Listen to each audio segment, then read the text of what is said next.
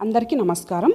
ఈరోజు మీ అందరికీ నేను వినిపించబోయే కథ మాయని గాయాలు. రచయిత తిరుమల శ్రీ గారు. ఇక కథలోకి వెళితే, మీరు నాకు అబార్షన్ చేయాలి డాక్టర్, సన్నగా కంపిస్తున్న స్వరంతో అన్న ఆ యువతి వంక పరిశీలనగా చూసింది డాక్టర్ ధరణి. 20 ఏండ్లుంటాయి ఆమెకు. తెల్లగా, సన్నగా, పొడవుగా, అందంగా ఉంది. వైట్ గ్రీన్ శారీ, మ్యాచింగ్ బ్లౌజులో చూడముచ్చటగా ఉంది. మెడలో సింపుల్గా ఓ ముత్యాల హారం. అమాయకత్వం ప్రతిఫలించే వదనంలో నీలినీడలు. ఆందోళనను అణచుకోవడానికి ఆమె చేస్తున్న ప్రయత్నం తెలుస్తూనే ఉంది. ఆమె అవివాహిత అనిపించినా, చెప్పమ్మా, నీ పేరేమిటి? అబార్షన్ ఎందుకు చేయించుకోవాలి అనుకుంటున్నావు? ఇప్పుడే పిల్లలు కలగడం మీ వారికి ఇష్టం లేదా? అడిగింది ధరణి. ఎదుటివారి సానుభూతి కష్టంలో ఉన్నవారిని ఇట్టే కరిగించి వేస్తుంది కాబోలు. డాక్టర్ స్వరంలో ఏం మార్దవం ఉందో గాని చేతుల్లో ముఖం కప్పుకొని బోరున ఏడ్చేసింది ఆ పిల్ల తనకు తెలియకుండానే. 45 ఏండ్ల ధరణి తన ప్రొఫెషన్లో అటువంటి కేసులు చాలానే చూసింది. అమాయకులైన ఆడపిల్లలను వయసు చేసే మోసం, అబ్బాయిలు చేసే వంచన, డిప్రెషన్కి గురిచేసి చివరికి ఆపరేషన్ టేబుల్ మీద పడుకోబెడుతుంది. పరిస్థితుల్లో మార్పు ఉండవచ్చు, పద్ధతులు వేరు కావచ్చును, ఫలితం మాత్రం ఒక్కటే. అనాదిగా, ఆనవాయితీగా ఆడపిల్ల గురవుతున్న ఘోర పరాభవం అదే. ప్రకృతి సైతం ఆమెకు వ్యతిరేకం కావడం శోచనీయం. కూర్చున్న చోటు నుంచి లేచి ఆ అమ్మాయి దగ్గరకు వచ్చింది ధరణి. ఆప్యాయంగా ఆమె తల నిమిరింది. ప్రక్కనే కూర్చొని, దుఃఖం మనసుకు ఉపశమనం కలిగిస్తుంది కానీ సమస్యకు పరిష్కారాన్ని సూచించలేదు. కంట్రోల్ యువర్ సెల్ఫ్ అంది శాంతంగా. క్షణాలలో కంపోజ్ చేసుకుంది ఆ పిల్ల. నా పేరు నీలిమ డాక్టర్ అంది కళ్ళు తుడుచుకుంటూ. డాక్టర్ కాదు, ఆంటీ అనమ్మ. నన్ను నీ తల్లే అనుకొని నీకొచ్చిన కష్టమేమిటో నిస్సంకోచంగా చెప్పు అంది ధరణి ఆమె జుట్టు సవరిస్తూ. ఆ పిల్లను చూస్తుంటే ఏదో తెలియని ఆత్మీయత పుట్టుకొచ్చిందామెకు. ఆ పర్సనల్ టచ్కి కరిగిపోయింది నీలిమ. ఆ ఆప్యాయతకు మళ్ళీ కళ్ళల్లోంచి నీళ్లు వచ్చాయి. కర్చీప్తో ఒత్తుకుంది. పెళ్ళి కాకుండానే గర్భవతి అయ్యావు కదూ అంది ధరణి లీడ్ చేస్తూ. తల ఊపిందామె. ఇందులో నా తప్పు లేదు ఆంటీ, అంతా ఓ పీడకలలా జరిగిపోయింది. ఏం గుర్తుకొచ్చిందో భయంతో వణికిపోయింది. ఆమె భయంతో ఉన్నట్టు అర్థం చేసుకున్న ధరణి ఆమె వీపు నిమిరింది. నేను డిగ్రీ ఫైనల్ ఇయర్ చదువుతున్నాను. 2 నెలల క్రితం ఓ స్నేహితురాలింటికి వెళ్ళి వస్తుంటే దారిలో ఓ ఆగంతకుడు బలవంతంగా ఓ పాడుబడ్డ ఇంట్లోకి నన్ను లాక్కుపోయి అంటూ వెక్కి వెక్కి ఏడ్చిందామె. ధరణి చేతిని ఆమె చుట్టూ వేసి పొదివి పట్టుకుంది అనునయంగా. ఏడ్పు ఆపి మళ్ళీ చెప్పసాగింది నీలిమ. ఆంటీ, ఆ అనుభవం తలచుకుంటేనే మనసంతా చెదిరిపోతోంది.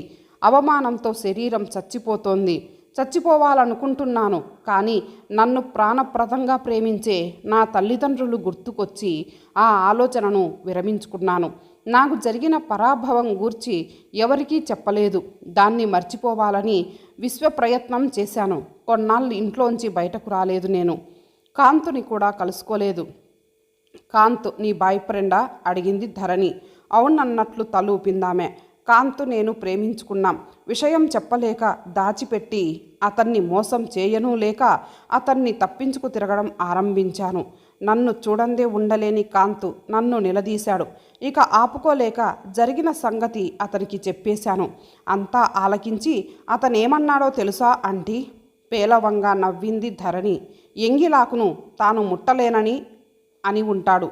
నువ్వు లేకుంటే చచ్చిపోతానని డైలాగులు చెబుతూ ప్రేమ దోమ అంటూ అంతవరకు నీ వెంటపడి వేధించినవాడు కాస్త నీకు దూరంగా పారిపోయి ఉంటాడు. ఏ మగాడి చరిత్ర తిరగేసినా కనిపించే రంగు ఇదే కదా అంది నిరాసక్తంగా. లేదాంటీ, మీరు పొరబడుతున్నారు. నా కాంత్ అలాంటివాడు కాదు అంది నీలిమ చటుక్కున. మలినమైన నా శరీరాన్ని నేను తనకప్పగించలేనని నన్ను మర్చిపోమ్మని అంటే అతనేమన్నాడో తెలుసా? జరిగిన దాంట్లో నీ తప్పేముంది? ఇందుకు సిగ్గుపడవలసింది, అవమానంతో తలదించుకోవలసింది నువ్వు కాదు నీలు. నిన్ను పరాభవించి తన నైతిక పతనాన్ని చాటుకున్న ఆ కామోన్మాది. అటువంటి పిచ్చి కుక్కల్ని అదుపులో పెట్టలేని ఈ సోకాల్డ్ నాగరిక సమాజం. మలినమంటూ అంటితే అది శరీరానికే కానీ నీ మనసుకు కాదుగా. దీని గురించి అతిగా ఆలోచించి మనసు పాడు చేసుకోకు. ఇప్పటికీ ఎప్పటికీ నువ్వు నాదానివే అంటూ నన్ను తన హృదయానికి హత్తుకొని ఓదార్చాడు. నా మనసును సేద తీర్చాడు. ధరణికి ఆశ్చర్యము ఆనందము కూడా కలిగాయి. అత్యాచారానికి గురైన ఆడదాని బాధ్యత అందులో ఎంతవరకు అన్నది ఆలోచించకుండా తప్పంతా ఆమెదే అన్నట్లు స్త్రీని వెలివేసి ఆమె భవిష్యత్తును నాశనం చేసే ఈ స్వార్థపూరిత సమాజంలో కాంతు వంటి ఆధునిక భావాలు గల యువకుడు ఉండటం ఎంతో రిఫ్రెషింగుగా అనిపించింది. అత్యాచారం జరిపిన మగాడు ధైర్యంగా తలెత్తుకు తిరుగుతుంటే అందుకు బలైన ఆడది మాత్రం ఘోరాపరాధం చేసినట్టు 4 గోడల మధ్య కృంగిపోవడమో ఆత్మాహుతికి పూనుకోవడమో అనాదిగా వస్తున్న అనాచారం.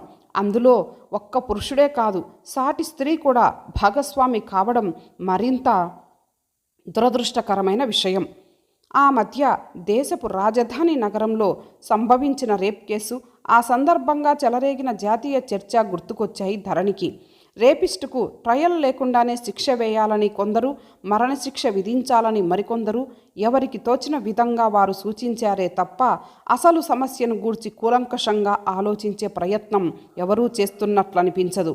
కొండవీటి చేంతాడంతటి లీగల్ ప్రొసీజర్స్తో కూడిన న్యాయ వ్యవస్థలో డెత్ పెనాల్టీ అంటే అపరాధులు స్కాట్ ఫ్రీగా తప్పించుకోవడమే అనడంలో సందేహం లేదు.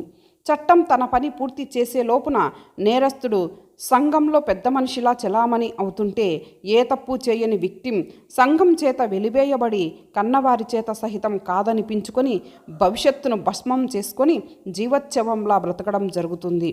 నేరస్తుణ్ణి శిక్షించి చంకలు కొట్టుకుంటున్నంతలో విక్టిమ్కు న్యాయం జరగదు, ప్రభుత్వపు బాధ్యత తీరిపోదు. ఆ అత్యాచారం మూలంగా స్త్రీకి ఆపాదించబడే కలంకాన్ని చెరపడానికి, సమాజం యొక్క బూజు పట్టిన సిద్ధాంతాలను చెదరగొట్టడానికి గట్టిగా కృషి చేయాలి. విక్టిమ్కి మనోస్థైర్యాన్ని పెంపొందించి పునరావాసాన్ని కల్పించాలి. రేప్ అనే చర్య చేసిన వ్యక్తి యొక్క బలహీనతగా పరిగణింపబడాలే తప్ప అది అతని బలంగా గుర్తించకూడదు.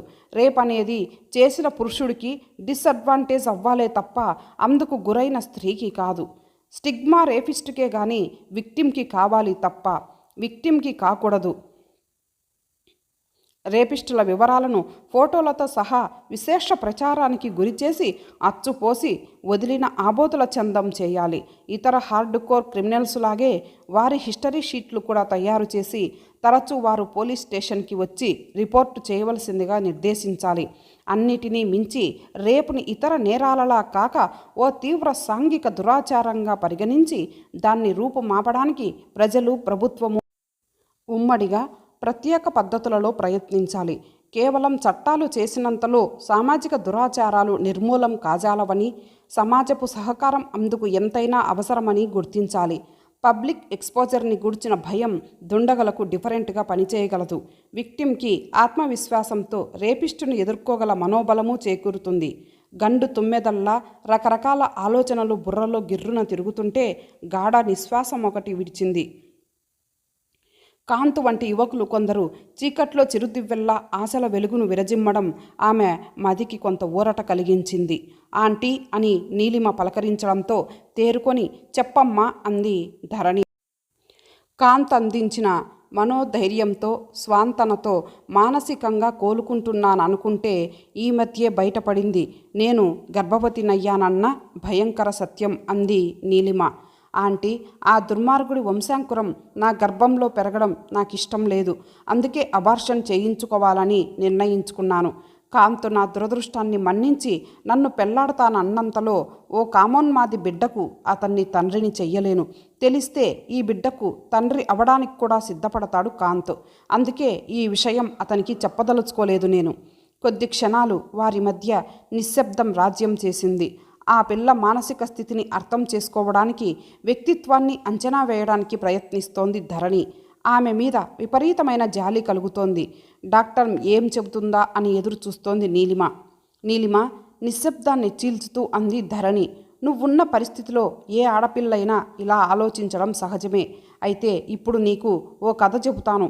అది విన్నాక తుది నిర్ణయం తీసుకుందువు కానీ.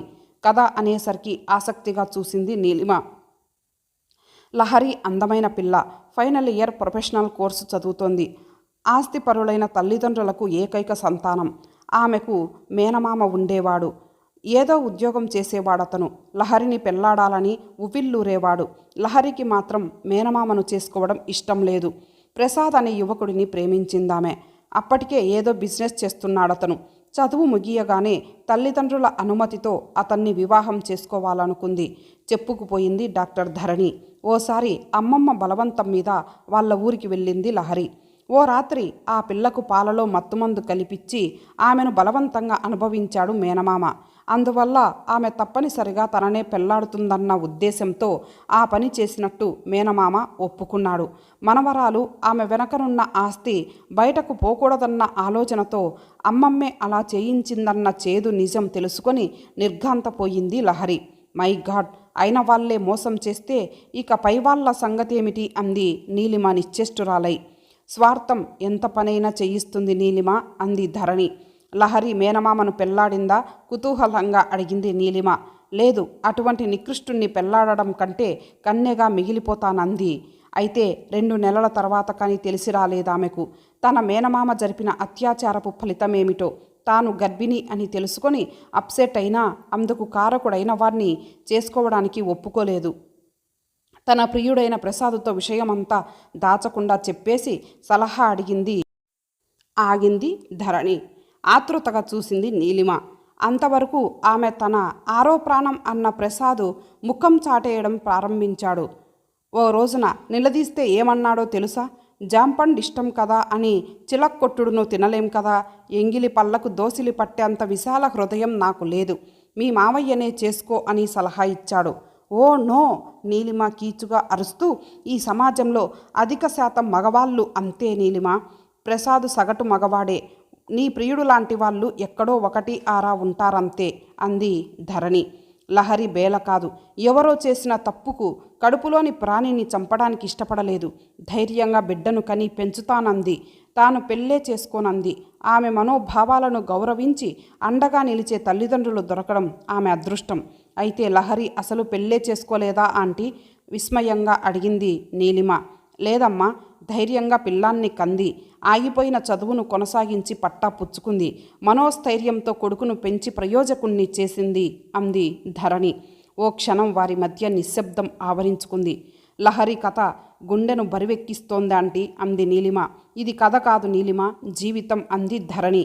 కాంత్ వంటి ఉత్తమ ప్రియుడుగా లభించినందుకు నువ్వు బిడ్డను కని సాకుతావో లేక అబార్షన్ చేయించుకొని ఓ అమాయకపు ప్రాణాన్ని గ్రుడ్డులోనే త్రుంచేస్తావో బాగా ఆలోచించుకో. తుది నిర్ణయం నీదే. మర్నాడు నీలిమ వచ్చి నా సమస్యను కాంతుతో పంచుకున్నానాంటీ. ఆ బిడ్డ మన బిడ్డ, అబార్షన్ అన్న ప్రసక్తే లేదు అన్నాడు. రేపే వాళ్ళ పెద్దవాళ్ళతో విషయం చెప్పి మా పెళ్లి గురించి మాట్లాడతానన్నారు. డాడీ కూడా చెప్పాడు.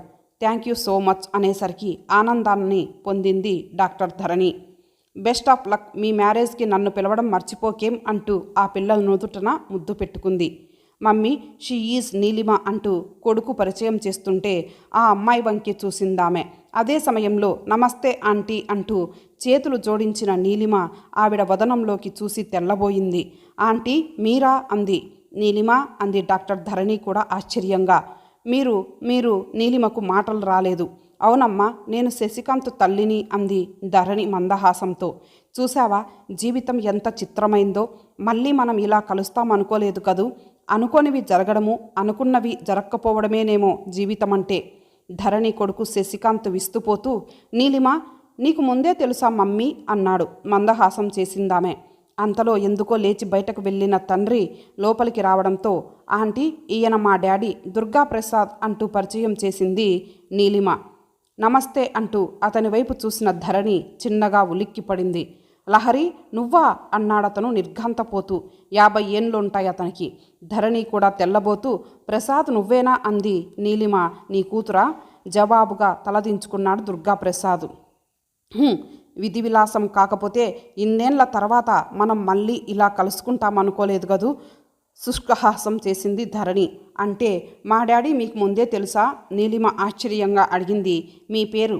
ఎస్ బేబీ, నా పూర్తి పేరు ధరణి లహరి. ఆమె భావం గ్రహించి అంది ధరణి. అయితే మీరు చెప్పిన కథలోని లహరి మీరే కదూ. ఉద్వేగానికి గురైంది ఆ పిల్ల. చిన్నగా తల ఊపిందామె. మిమ్మల్ని కాదన్న ఆ ప్రసాద్ మా డాడీయే కదూ అడుగుతుంటే ఆ పిల్ల అధరాలు సన్నగా కంపించాయి. జీవం లేని చిరునవ్వే జవాబయిందామెకు. నన్ను క్షమించు లహరి, ఏదో తెలిసి తెలియని వయసులో అలా జరిగిపోయింది అపాలజెటిక్గా అన్నాడు నీలిమ తండ్రి.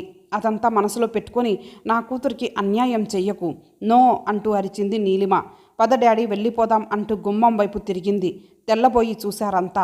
నీలిమ ఏమైందమ్మా అని అడిగింది ధరణి ఆ పిల్ల చేయి పట్టుకుని ఆపుతూ. వద్దాంటీ, ప్రేమించిన పడతిని వంచిన ఓ అవకాశవాది కూతురిగా నేను మీ దయకు పాత్రురాలని కాను. చరిత్ర పునరావృతం అవుతుందంటే ఇదే కాబోలు. ఆనాడు ఈయన మీకు విధించిన శిక్షను ఈనాడు తన కూతురు కూడా అనుభవిస్తే తప్ప తెలిసిరాదు. తండ్రి వంక అసహ్యంగా చూస్తూ ఆవేశంగా అందామే. బేబీ అన్నాడు తండ్రి తెల్లబోతూ. ప్రసాద్, ఆ రోజు నేనున్న పరిస్థితిలో ఈరోజు నీ కూతురుంది. తప్పు తనది కాకపోయినా నిస్సహాయ స్థితిలో తనకు జరిగిన అవమానం భరించలేక నీలిమ ఆత్మహత్య చేసుకోవాలనుకుంది. అదే జరిగి ఉంటే నువ్వు నీ భార్య ఏమైపోయి ఉండేవారు శాంతంగా అంది ధరణి. ఆ మాట వింటుంటే ఆందోళనగా కూతురి వంక చూశాడు దుర్గాప్రసాద్. అతని వదనంలో బాధ ద్యోతకమయ్యింది. నీ వరకు వస్తే గాని ఆ నరకం ఏమిటో బోధపడలేదు కదూ నీకు. ప్రసాద్, ఓ నిజం చెప్పనా? మా మామయ్య నా శరీరం మీద చేసిన దాడి కంటే నీ తిరస్కారం చేసిన మానసిక గాయమే అమితంగా కృంగదీసింది. నన్ను దక్కించుకోవాలన్న తపనతో మా మామయ్య నాపై అత్యాచారం జరపడం అర్థం చేసుకోగలను. కానీ ప్రాణప్రదంగా ప్రేమించిన నా అనుకున్న వ్యక్తి తిరస్కారానికి గురి కావడం ఊహకందని విషయం. రేపిస్టు ఉన్మాదం చేసే గాయం కొద్ది రోజుల్లో మాసిపోవచ్చు. కానీ చుట్టూ ఉన్నవారు చేసే మానసిక గాయాలే మాయని గాయాలై జీవితాంతము మిగిలిపోతాయి, వేధిస్తాయి. రేపిస్టు చర్య విక్టిమ్ మనసును పూర్తిగా చంపేస్తుంది.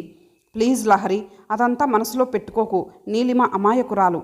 ఆడపిల్ల ఎప్పుడూ అమాయకురాలే ప్రసాద్, మధ్యలోనే అడ్డు తగులుతూ అందామే. కన్నవారు, ప్రేమించినవారు లేదా కట్టుకున్నవాడు సానుభూతితో ఆమె దుస్థితిని అర్థం చేసుకొని చేయూతనిస్తే చేదు అనుభవాన్ని మర్చిపోయి నూతన జీవితాన్ని గడపగలుగుతుందామె. అలా కాని నాడు ఆమె జీవితం కుక్కలు చింపిన విస్తరే అవుతుంది. మీ అబ్బాయికి నీలిమ అంతా చెప్పిందంట.